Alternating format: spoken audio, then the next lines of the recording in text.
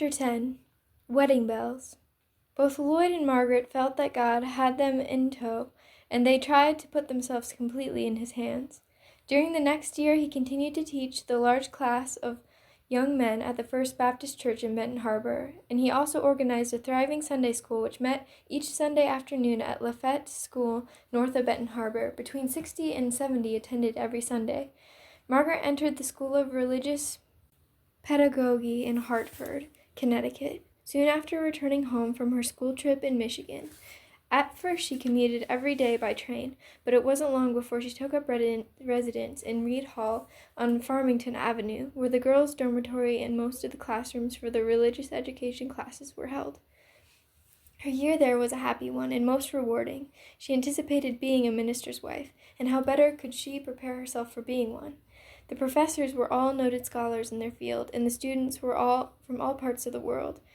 As her vision and interest broadened, she became more and more aware of the needs around her, and of the claim Christ had on her life. She longed to serve him better and become more intimately acquainted with him. She enjoyed the course on the life of Jesus more than any other. Dr. Edward Knight made it extremely interesting.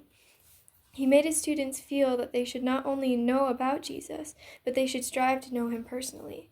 Margaret had accepted Christ as her personal Savior as a child of 13 when she was baptized in the Second Baptist Church of Suffield, and she had rededicated her life to him at the age of 17 while listening to the evangelistic team from the Hartford YMCA who had come to Suffield to speak to her Christian Endeavor Society. Margaret was both active in the Christian Endeavor and the Sunday school at this time. At the age of 16, she had organized a large beginners department in her home church school, which was an innovation at the time. She was both superintendent and teacher of this class of little people and kept them for 7 years until the time of her marriage. While in Hartford, Margaret spent nearly every weekend at home with her mother, and her class on Sunday became her school assignment in religious education.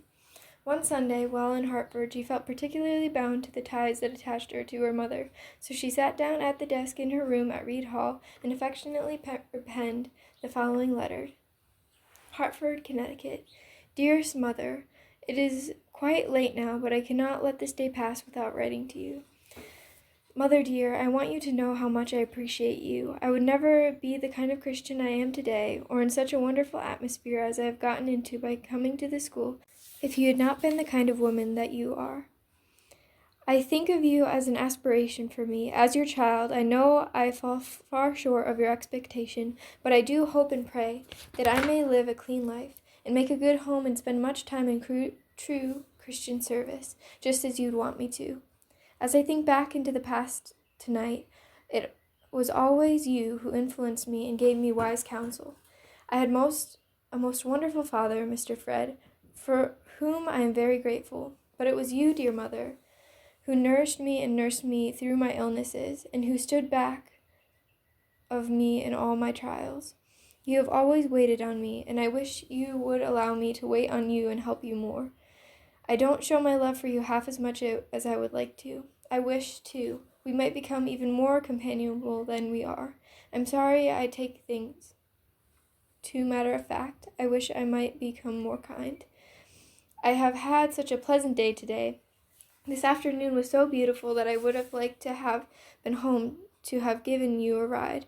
They owned a Model T Ford sedan. This morning, Darlene and I went to the Asylum Avenue Baptist Church and heard a wonderful sermon. We stayed to Sunday school afterward. The spirit of the church is splendid. They have a lot of fine workers, too. After dinner, I went for a long walk with 2 of the girls. We ended up at Elizabeth Park. Have a nice drive in the store for you this summer. I never realized that Hartford was such a beautiful city. We must come down in June and see the rose garden at the park. It was supper time when we got back. I had been invited with 9 other girls to Edith Kempton's room for tea. She has a big room on the top floor of this old building. I must give some kind of tea in my room before school closes. After leaving Edith, 6 of us gathered in Peg's room, where we held a discussion on all the topics under the sun. For instance, Mormonism, Catholicism, the Irish question, the position of women in England, France, and Japan, men in general and what it is going to mean to the world to have women put on an equality with men. I learned a lot too. Now I must either write to Lloyd or study. It is getting late. Come down this week if you can. I will not be coming home for several weeks. It is so near exams. With a great deal of love, your loving daughter, Margaret. At Christmas time, she was to have a 2 weeks vacation, so this was the time they chose to have Lloyd come from Michigan to visit them. After spending 2 wonderful weeks together, he returned to Benton Harbor, and she to Hartford to wait for nearly 10 months before they would see each other again. They had set Wednesday, October 12th, 1921, for their wedding day. Lloyd arrived by train a few days before the wedding with his 2 sisters, Vera and Anna.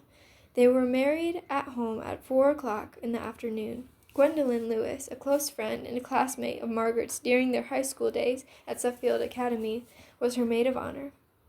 Charles Bromie, a great friend of the family, was the best man. 75 relatives and friends attended the nuptials, which were performed by Reverend E. Scott Farley, pastor of the Second Baptist Church of Suffield.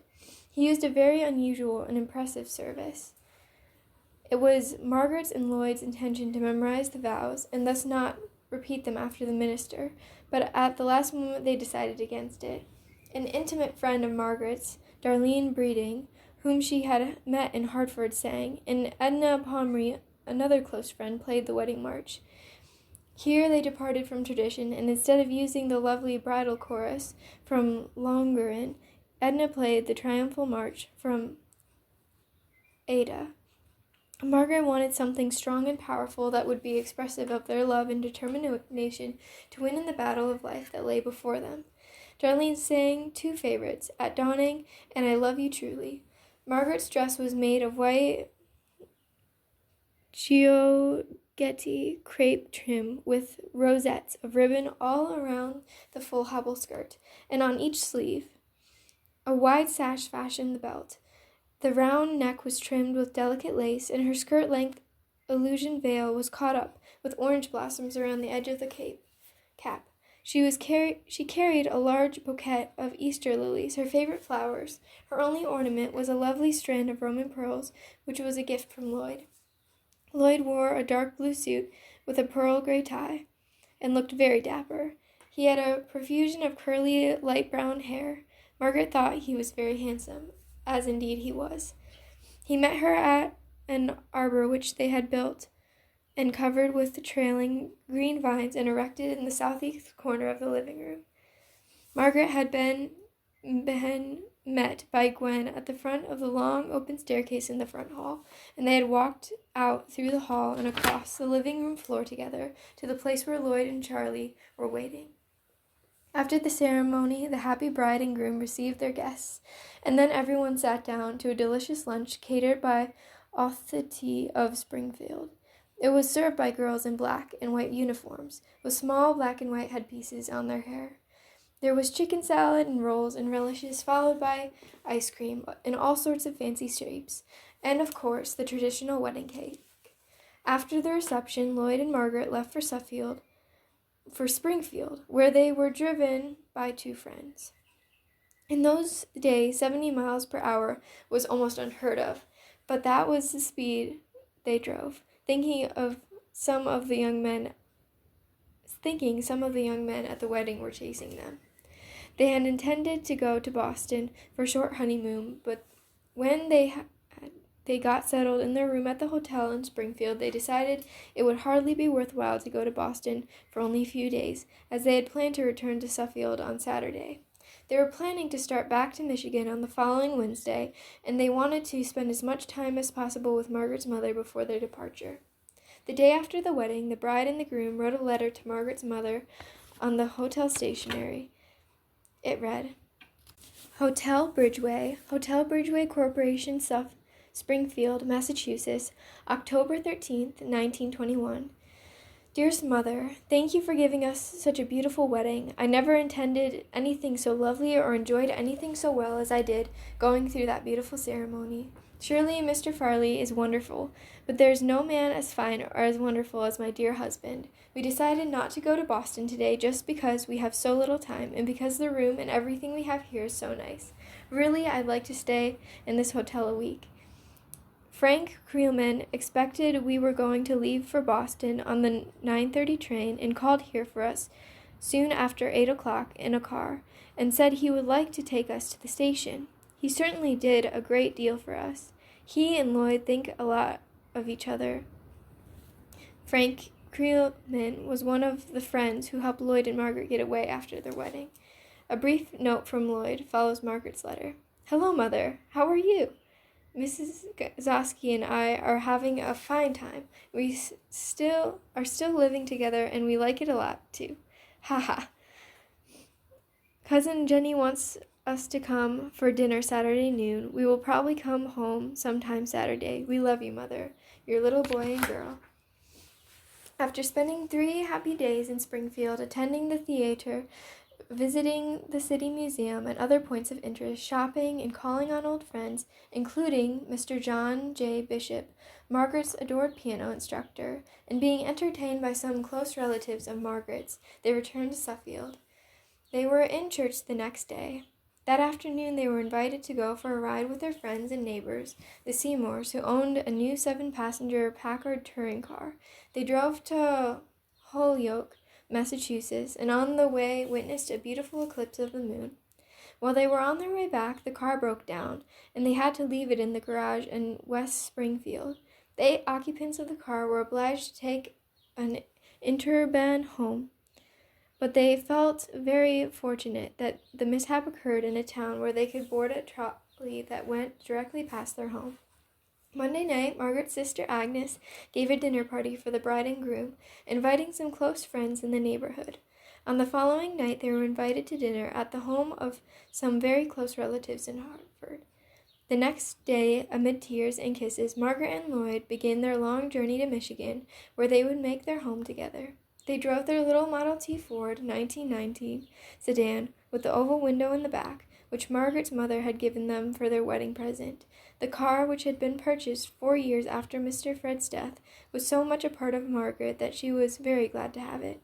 Margaret's mother was very brave as she bid farewell to her younger daughter, of whom she was so fond, and on whom she had leaned so heavily after the death of her husband.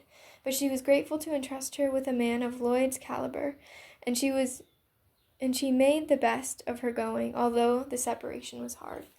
Agnes, Margaret's only sister, who was only 10 years her senior and who always thought of her as her first baby, although now she was married with 3 babies of her own, cried bitterly. Michigan indeed seemed a long way off in those days. Some of Margaret's friends even associated it with Indians. This was the beginning of the fulfillment of a dream for both of them. Theirs was destined to be a lifetime of enduring love for each other. Neither of them ever expected less. When Margaret married Lloyd, she expected to become a dutiful wife. She knew she was giving up everything dear to her to go so far away to live after spending all her young life in beautiful New England, which she loved so well. The young honeymooners took a week to make the trip to Michigan. The gravel roads were narrow and winding as well as very hilly through the Berkshire Mountains of western Massachusetts and the Catskill Mountains of eastern New York State. Their first stop for the night was at Amsterdam, New York, and their second was spent in Geneva, not much over 100 miles from Amsterdam. They spent 2 days at Niagara Falls, where the sight of the falls and rapids thrilled their very souls. One more night was spent in New York State at Fredonia, where they stayed at the White Inn, a place as clean as its name. It was late Saturday afternoon when they arrived there. That night found them worshiping in the Fredonia Baptist Church. The next day they drove to Oberlin, Ohio for the night, and after supper they called one of Margaret's professors from Hartford who had moved there that fall.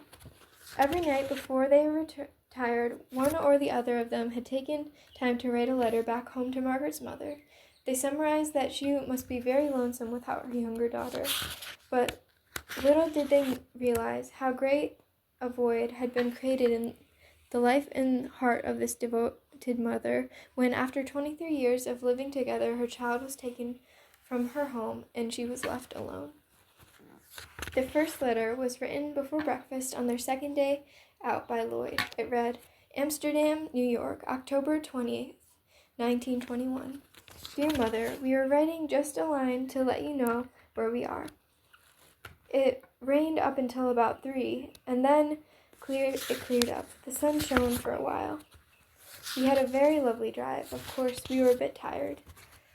And after having a good supper, we had a hot bath and went to bed. Had a lovely rest, and both are feeling very fine today. It is very easy to follow the roads. Our maps tell us about the hotels and garages. We are having a very fine time, Mother dear. Thanks for the very fine gifts. Then follows a note beneath his, hastily written in Margaret's handwriting. Hello, dear Mother. We are almost ready to start. I have the bags packed, and we are going to have breakfast here in the hotel. We made very good time yesterday. Tried to follow Agnes's directions, but made one mistake and ended on the further side of 3rd Street, but had a good road and a much shorter one to Albany. With much love to all, Margaret. The next evening, which was Friday, Margaret wrote a rather lengthy letter home. Again, it was written on the hotel stationery. Hotel Sinenka, Geneva, New York, Glenn R. Morton, manager. Friday evening, 6 o'clock, October 21st, 1921. Dear Mother, we arrived in Geneva just at sunset. This is a very beautiful place, as it is on Lake Sinenka. We have a lovely ride today. We got into a driving rainstorm about noon. It was pretty disagreeable, but after 3 o'clock it cleared off and was beautiful. New York State certainly has fine roads and nice scenery. This is a very nice hotel, and as soon as Lloyd has shaved, we are going down to dinner. I wore my heavy coat all day today, and we drove with all our windows closed. We have thought of you all many times. I hope we appreciate all you have done for us. I hope you and Agnes won't be too tired now that all the excitement is over. I am indeed thankful to have such a wonderful mother and sister. I only hope that I may be as capable as you and Agnes are. Perhaps 2 in the family are all we could expect. But I shall try to be efficient and make Lloyd as good a wife as I possibly know how. I hope I can make him as good a wife as he is a husband. The car never ran better. We had no kind of trouble yet. Lloyd has driven practically all the way. We watched a boat go through a lock on the Erie Canal last night. It was quite educational to see it. One reads about such things, but does not very well understand about them without seeing. I can't believe yet that we are not going to drive back to Suffield after our trip is ended, but I am very happy to be going west with Lloyd to establish our home. Love to all, and a great deal for yourself, Margaret. The envelope was addressed by Lloyd, as were all the others on that trip. The next letter, written to Margaret's sister Agnes from Niagara Falls, where they spent a couple of days, read, Hotel Clifton, Niagara Falls, New York, R.C. Owen, proprietor. Saturday night, October 23rd, 1921. My dear sister, we had a wonderful trip today. Had only 120 miles to drive from Geneva. We got started at 8:30 a.m. and reached here at 2:30 p.m. This is the first pleasant day we have had. It has been very hard for Lloyd to drive and make a good time in the rain, and today we drove against a very strong wind. I was driving when it came up, and I could not stand it to drive very far. We have driven and walked all around the falls and rapids on the American side this afternoon. Aren't they marvelous? We have been to the falls 3 times. There are very few people around this time of year, and the large hotels are closed. The others have very few guests. We had a chicken dinner in one of the other hotels tonight at 6 o'clock, and were the only ones in the dining room. We had followed the red trail all the way until we turned off for Niagara, just 6 miles north of Buffalo. We are having a wonderful time. We expect to leave here sometime tomorrow afternoon. We had a beautiful little hotel last night in Lake Sinenka. It rained nearly all through the mountains of Massachusetts and New York. Our car is on the 2nd story of the garage tonight. I rode up in the elevator in it with my husband. We are both well and happy. Lots of love, Margaret. The last letter on their honeymoon seems to have been written from Fredonia, New York, when they were leaving there on Monday morning. It, too, was written on hotel stationery by Margaret. The White Inn, Fredonia, New York, Murray H. Bartley, proprietor. October 25th, 1921.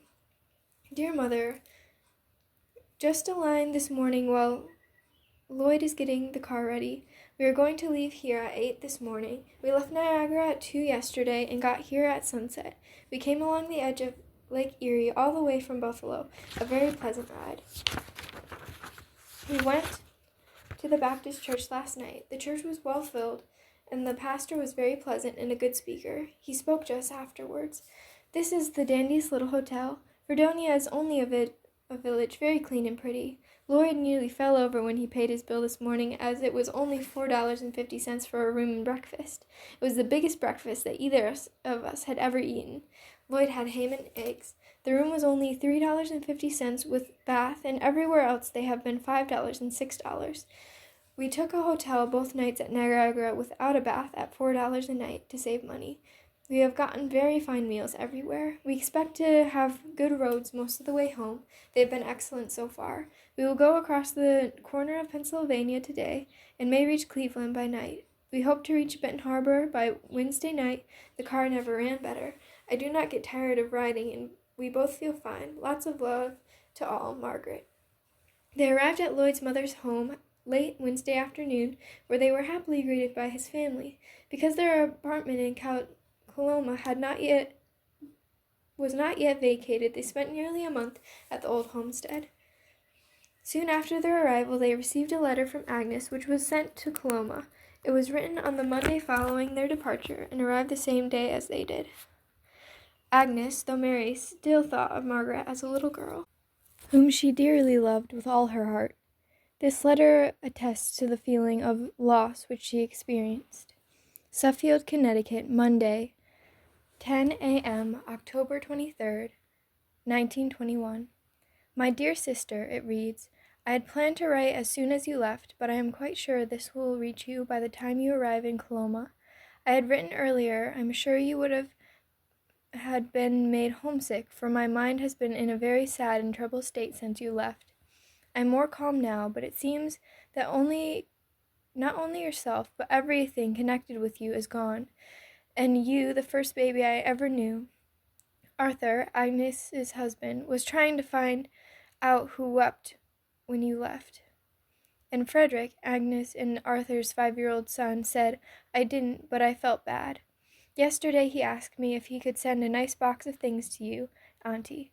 I told him yes, so he is packing a shoebox.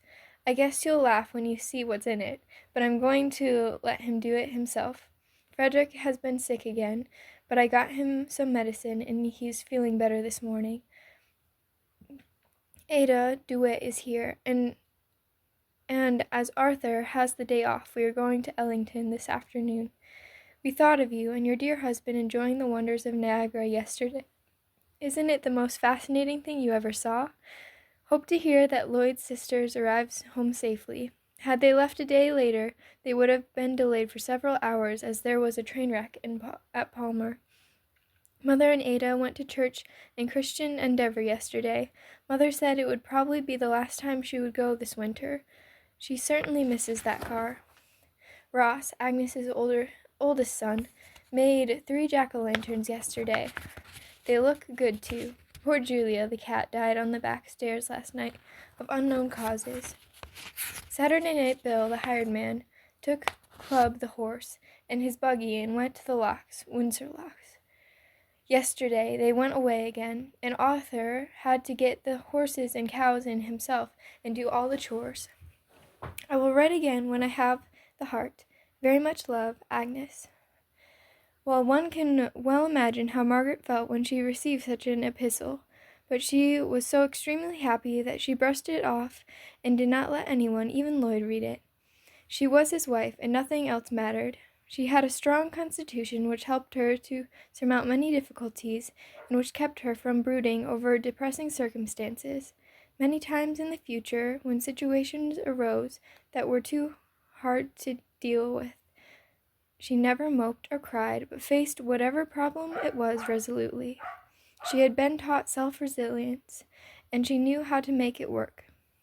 Her mother's first letter was more reassuring and also carried some good advice. Suffield, Connecticut, October 25th, 1921.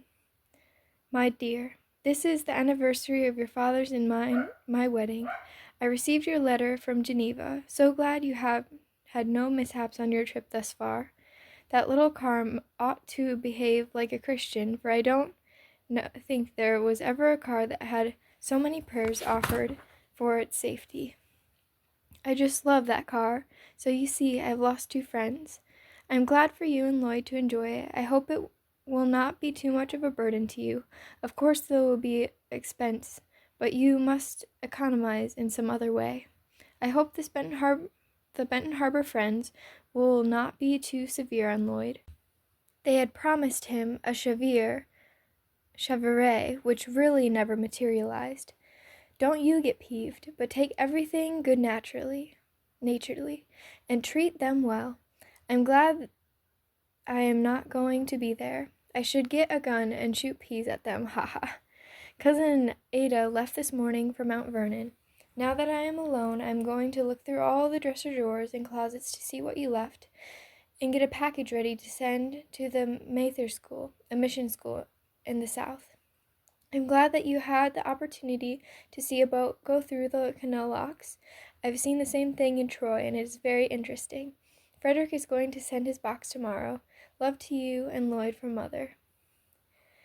The people who lived in the house Lloyd had rented did not move out for nearly 3 weeks after the newlyweds arrived in Benton Harbor, so it was necessary for them to stay at Lloyd's mother's during this time.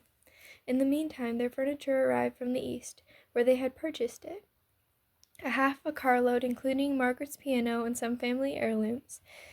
These they were obligated to put in storage until they could move. Lloyd was employed at this time as a salesman for Clarence Gensler, the Ford agent in Coloma.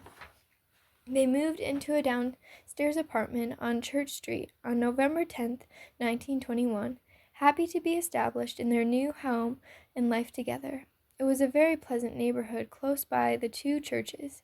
They soon met many nice people, some of whom became lasting friends. The holidays were particularly hard for both Margaret and her mother.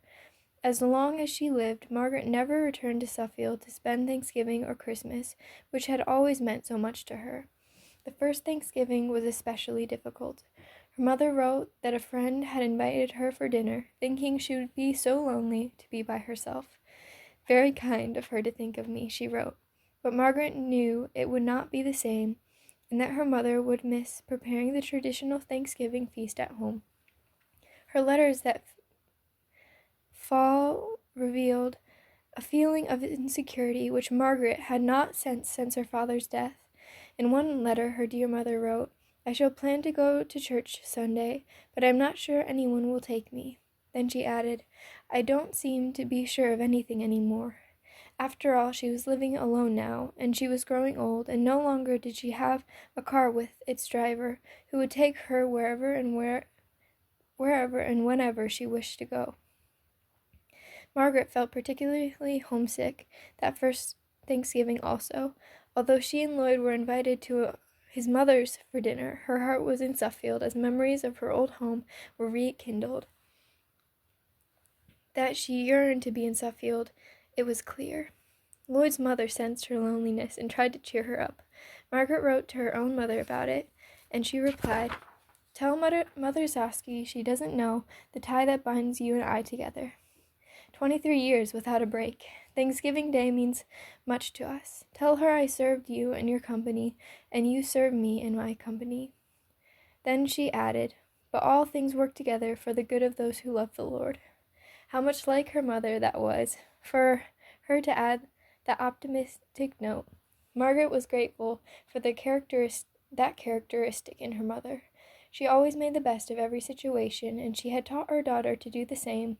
No matter whatever happened in the future, it would be for the best. This thought was to serve Margaret in a good stead many times in her later life. Of course, Margaret never told Lloyd's mother that her mother had written, but she pondered it in her heart and tried to do the next best thing, write to her mother several times a week, and keep the ties which her mother had written about as strong and tight as possible.